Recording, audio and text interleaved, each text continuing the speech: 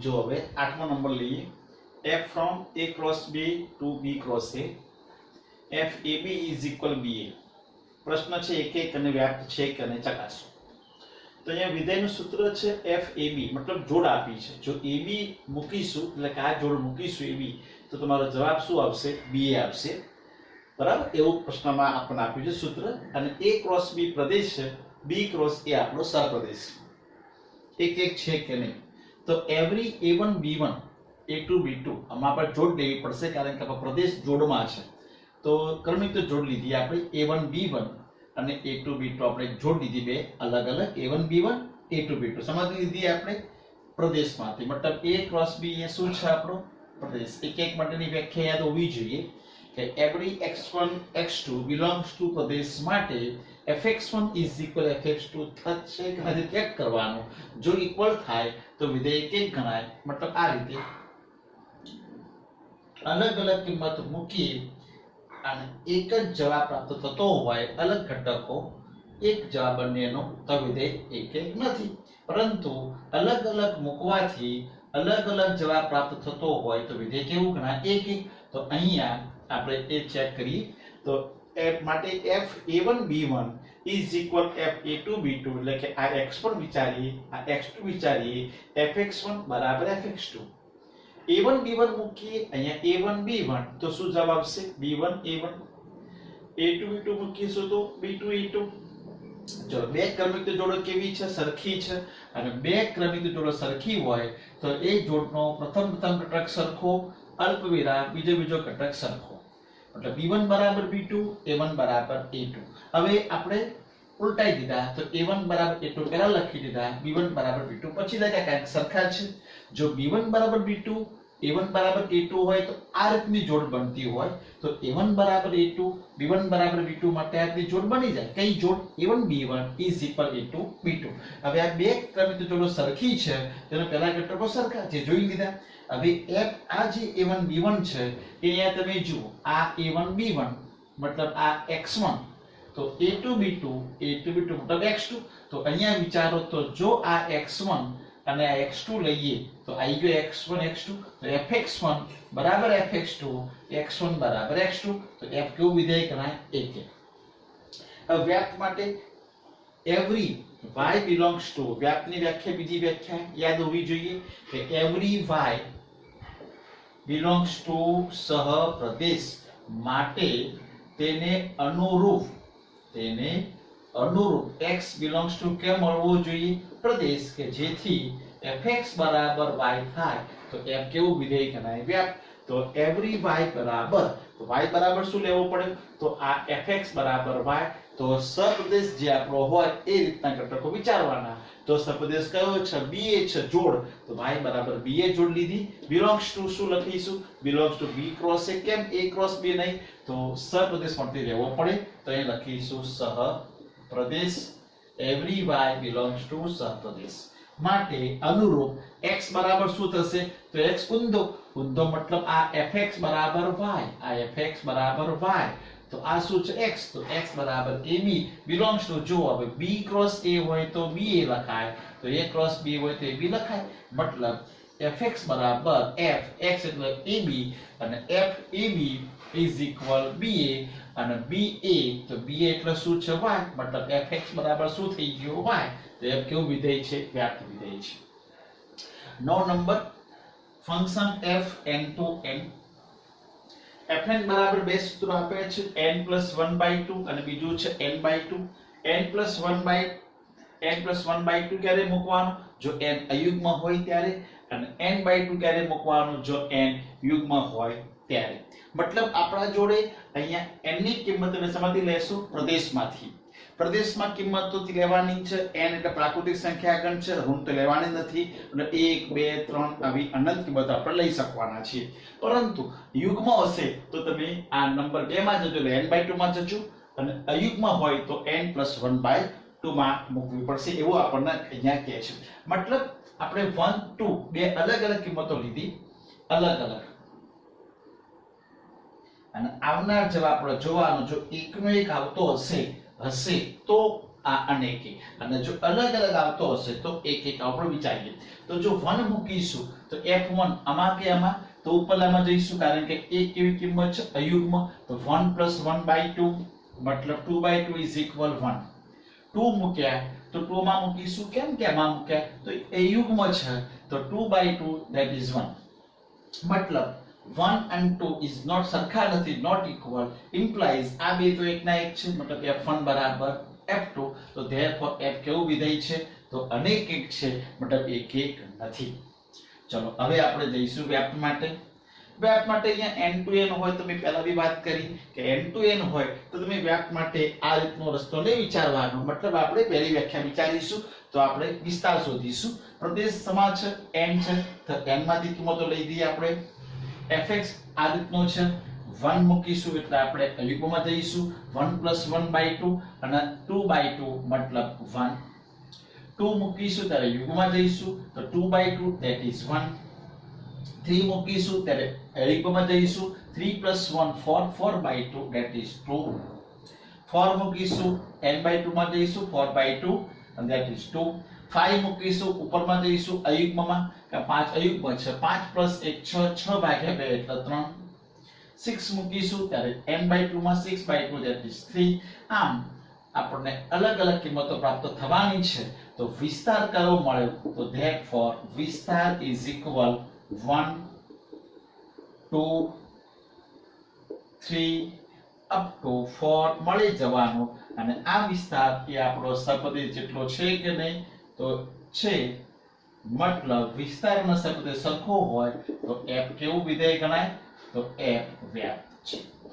Clear તો ત્યાં પ્રશ્ન થાય સાહેબ અહીંયા બધી કિંમતો ના મળી એક જેવી પણ આ વ્યાખ્યા આ વ્યાપ્તની છે વ્યાપ્ત માટે આપણે એવું જોવાનું નથી એ એક એક અનેક એક માટે જોવું પડે છે જો તમારા જોડે કિંમતો એકની એક પ્રાપ્ત થતી હોય આ રીતની અલગ અલગ કિંમતો મૂકીએ અને અલગ અલગ જવાબને પણ એકનો એક જવાબ પ્રાપ્ત થતો હોય તો એ તમે સમા વિચારી શકો છો એ એક એક અને અનેક એક માટે વ્યાપ્ત માટે એવું કરવાનું નથી વ્યાપ્ત માટે તો તમારે વિસ્તાર શોધવાનો વિસ્તાર એ સપ્રદેશના જેટલો આવતો હોય વિસ્તાર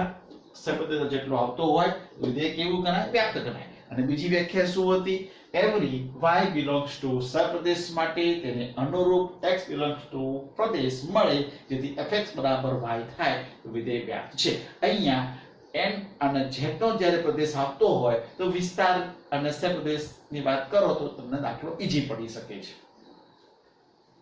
10મો number function r-3 to r-1 fx is equal x minus 2 upon x minus 3 એક એક અને વ્યાપ્ત ચકાસો છે કે નહીં હવે આ વિધેય એક એક છે ફાઇનલ કેમ તો જો વિધેય તમારું સુરેખ હોય મતલબ અંશ અને છેદ એ સુરેખ હોય અંશ બી સુરેખ હોય છેદ બી સુરેખ હોય અને આ સમય વિધેય છે સમય વિધેય સુરેખ વાળું હોય એ હંમેશ માટે એક એક હોય ને હોય જ તો આ એક એક છે તો આપણે કેવી રીતે સાબિત કરીશું તો every x1 x2 belongs to પ્રદેશ કયો તો આ પ્રદેશ માટે fx1 is equal fx2 and therefore x1 minus 2 upon x1 minus 3 જો x1 x છે તો x1 મૂકે હવે જો x છે તો x2 therefore ચોકડી ગુણાકાર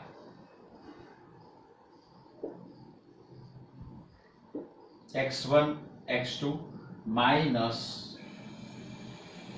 x1 x2 minus 2x1 2x2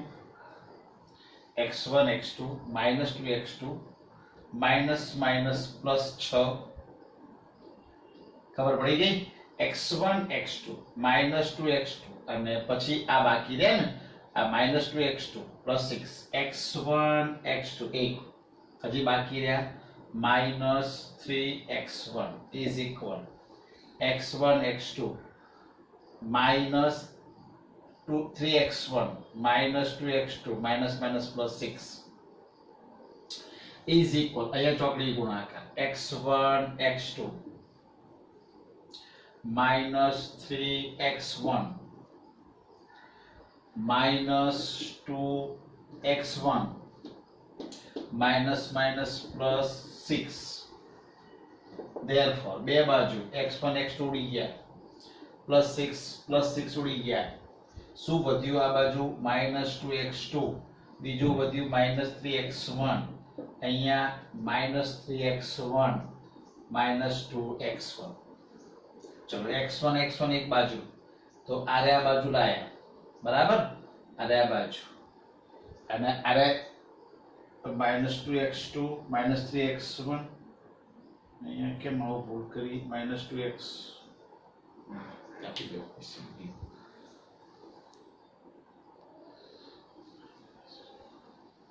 દસમો number function r-3 to r-1 fx is equal x minus 2 upon x minus 3 એક એક અને વ્યાપ ચકાસો અહીંયા વિધેય એક એક થવાનું છે ફાઇનલ કારણ કે આ વિધેય અંશ અને છેદ મતલબ સમય વિધેય છે અને સમય વિધેય પાછું સુરેખ છે સુરેખ વિધેય હોય એ હંમેશા એક એક થાય એ આપણે આગળ વાત કરી હતી તો આ સુરેખ વિધેય છે અને પાછું સમય છે એટલે અંશ અને છેદ બહુપદી છે અંશ અને છેદ સુરેખ બહુપદી છે તો એ હંમેશા વિધેય એક એક થાય તો આપણે એને વ્યાખ્યા મુજબ સમજાવી દઈશું તો every x1 x2 belongs to પ્રદેશ કયો માટે fx1 is equal fx2 જો x1 છે x સાથે x1 મૂકીશું is equal fx2 એટલે જો x સાથે હવે આપણે x2 મૂકીશું હવે આપણે ચોકડી ગુણાકાર કરીશું x1 વડે ગુણીશું x1 x2 -3x1 -2x2 +6 is equal હવે પાછું x1 વડે ગુણીશું આ બાજુ તો x1 x2 -2x1 હવે -3x2 +6 બે બાજુ શું ઉડી જશે x1 x2 જતા રહેશે +6 બંને બાજુ ઉડી ગયા શું વધશે -3x1 -2x2 અને આ બાજુ -2x1 -3x2 જો x1 એક બાજુ લાવીએ આ બાજુ લાવી દઈશું -3x1 +2x1 માઈનસ પ્લસ થશે આ બાજુ -3x2 છે જ પણ આરે બાજુ જશે એટલે પ્લસ થશે 2x2 ચલો therefore -x1 is equal -x2 minus minus જશે બંને બાજુ ઉડી ગયા તો x1 બરાબર x2 मतलब fx1 બરાબર fx2 હતા ને x1 બરાબર x2 થઈ ગયા તો f કેવું વિધેય ગણાય તો f 1 1 છે ચલો વ્યાપ્ત માટે તો વ્યાપ્ત માટે હવે આપણે શું કરીએ તો વ્યાપ્ત માટે every y belongs to સહપ્રદેશ કયો છે તો r-1 સહપ્રદેશ માટે આ સહપ્રદેશ માટે તેનો અનુરૂપ x શોધવો પડશે અને અનુરૂપ x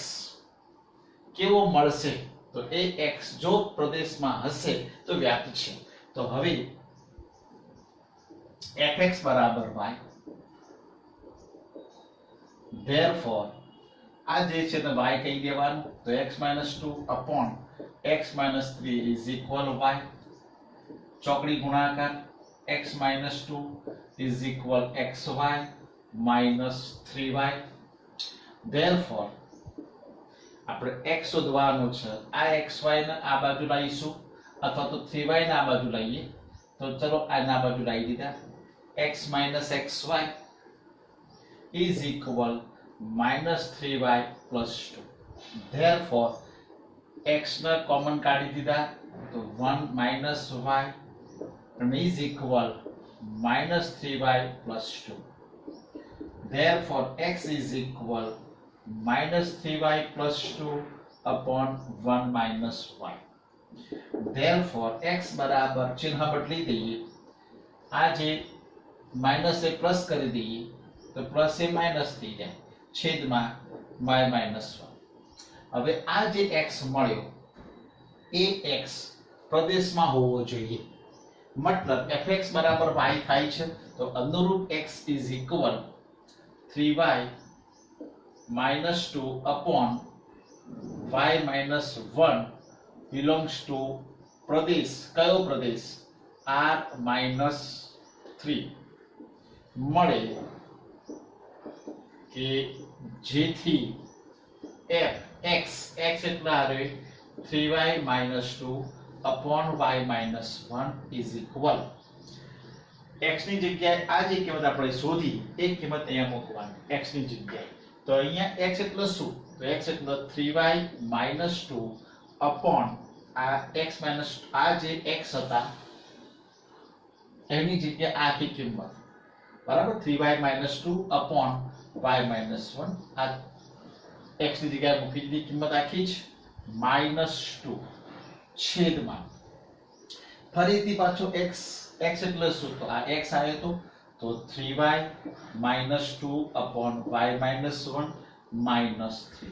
ક્લિયર? ચલો ઇઝ ઇક્વલ અહીંયા લસા લઈશું ઉપર 3y minus 2 minus અહીંયા ગુણીશું તો 2y minus minus plus 2 છેદમાં y minus 1 upon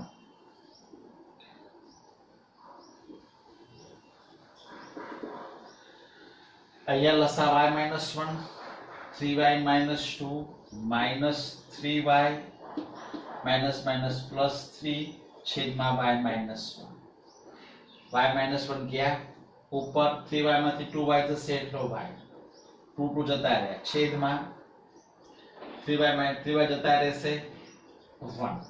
5 upon 1 is equal to y અને therefore આ કોણ છે? તો આ તો x, તો therefore અનુરૂપ x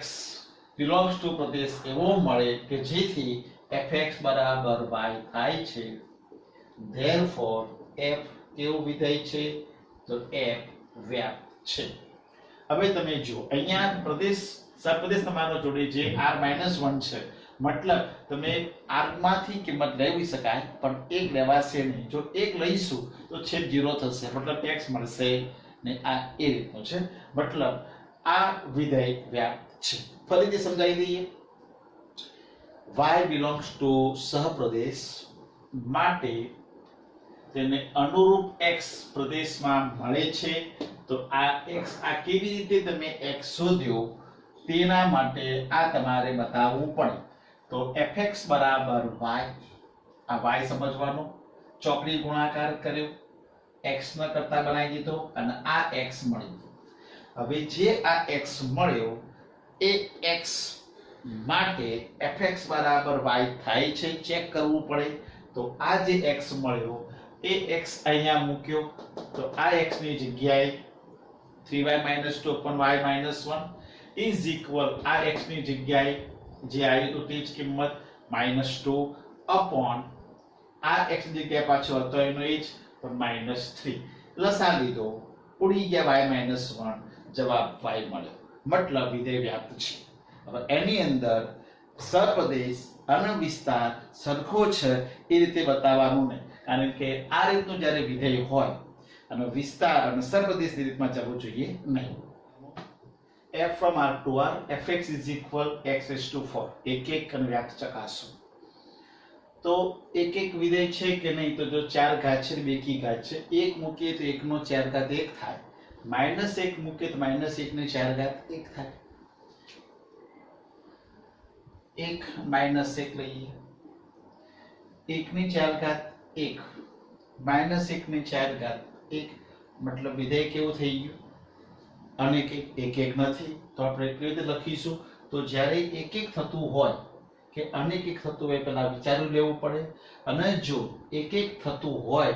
તો તમે ડાયરેક્ટ વ્યાખ્યા મુજબ આપી દેવાનું, અને અનેક થતું હોય તો ઉદાહરણ આપી સમજાવવાનું. આ અનેક થયું મતલબ આપણે ઉદાહરણ આપીશું તો એક કિંમત 2 લખીશું, -1 અને 1 belongs to શું? r. કાર એટલે કોણ? પ્રદેશ. -1 not equal 1, ચલો -1 મૂકીએ તો જવાબ શું મળશે? તો -1 ની 4 ઘાત અને 1 જવાબ આપશે. 1 મૂકીશું તો 1 ની 4 ઘાત मतलब 1 जब આવશે therefore f-1 is equal f1 થયા તો therefore -1 not equal 1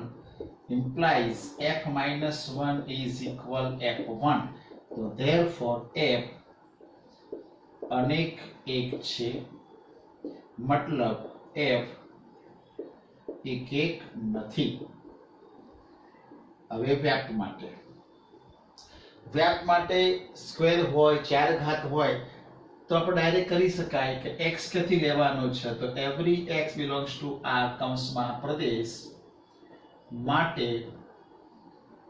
x no square કરીએ તો x નો સ્ક્વેર હંમેશા કેવો હોય આવો જ હોય 0 હોય અથવા તો 0 કરતા મોટો ધન હોય मतलब r પ્લસ योग 0 હોય બરાબર સ્ક્વેર તો therefore x ની 4 ઘાત પણ કેવી થવાની આવી જ થવાની અને x ની 4 ઘાત એટલે કોણ fx બરાબર અને fx એટલે કોણ y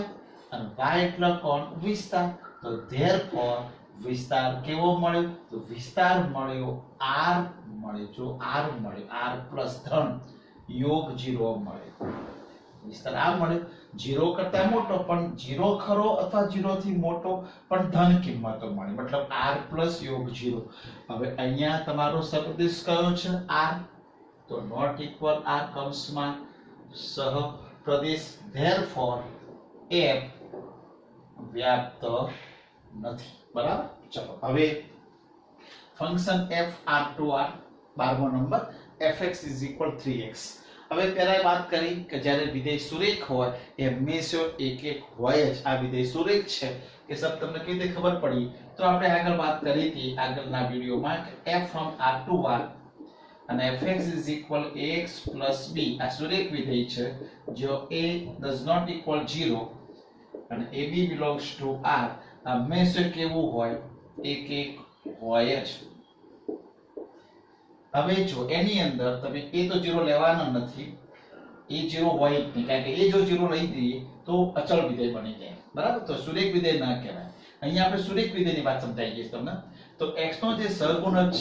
છે એ આપણે 0 નથી લેવાનો તો હવે જો a બરાબર 3 લઈએ અને b બરાબર 0 લઈએ તો શું થાય તો fx 3x 0 मतलब fx બરાબર શું થઈ ગયું 3x मतलब વિધેય કયું થયું સુરેખ तो सुरेख विधेय केवो होय एक एक होय क्लियर चलो હવે એક એક વિધેય હોય તો તમે આ રીતે ઉદાહરણ આપીને સમજાવવાનું એને વ્યાખ્યા મુજબ સમજાવી દેવાનું તો every x1 x2 belongs to પ્રદેશ માટે fx1 is equal fx2 therefore 3x1 is equal 3x2 3 જતા રહેશે બંને બાજુ કટ થઈ ગયા તો x1 બરાબર x2 તો therefore f કેવું છે તો f એક એક છે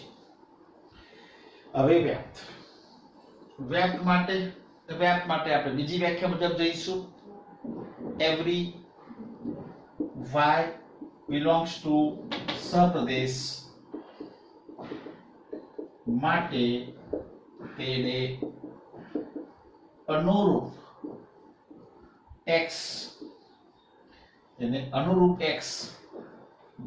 बराबर શું મળશે તો એના માટે આપણે બાજુમાં સાઈડમાં લખવું પડશે fx is equal y આ y કહેવાય તો 3x બરાબર y x ન કરતા બનાવી દો y by 3 તો અનુરૂપ x બરાબર શું મળ્યો y by 3 આ જે x મળ્યો એ પ્રદેશમાં હોવો જોઈએ યાદ રાખો વ્યાપ્ત માટે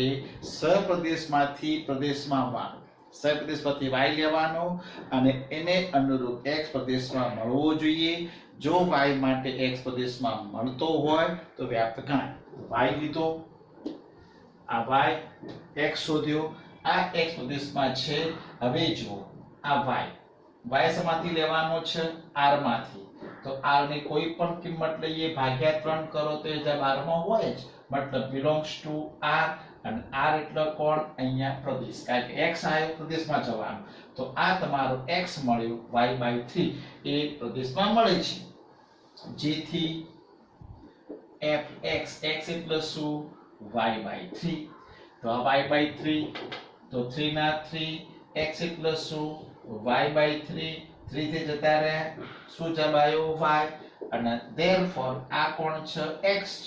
મતલબ fx બરાબર y થાય છે જેથી f એ કેવું વિધેય છે તો f એ વ્યાપ્ત છે